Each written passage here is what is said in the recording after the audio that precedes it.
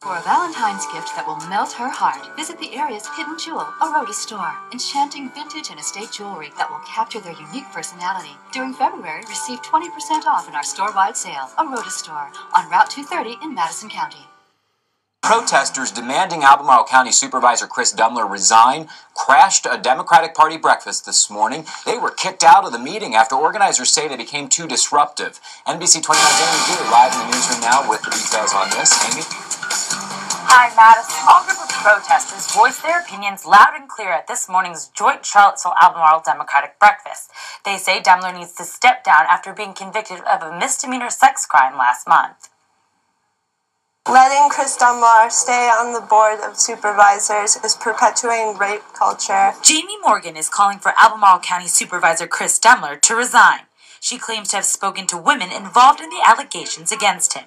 2 other women came forward during the trial saying they had also been abused, and part of his sweet plea deal was that they weren't allowed to bring it up anymore. Morgan and another protester showed up at Saturday's Democratic Party breakfast, where the original plan was for Dumler to join fellow supervisor Ann Malik for a discussion on county issues. Dumler canceled.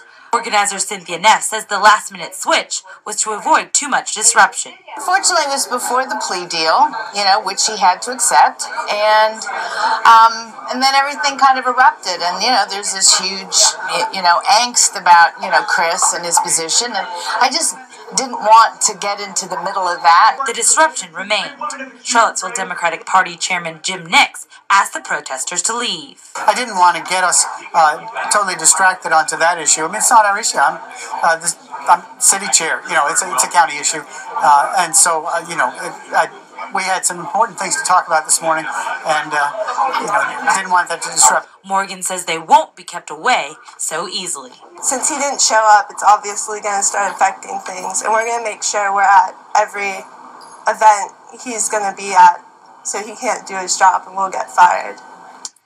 Now, Dumler was originally charged with felony forcible sodomy, but pled guilty to misdemeanor sexual battery in a plea agreement that allows him to remain on the Board of Supervisors. Okay, Amy Vu live in our Charlottesville newsroom tonight. Thanks, Amy.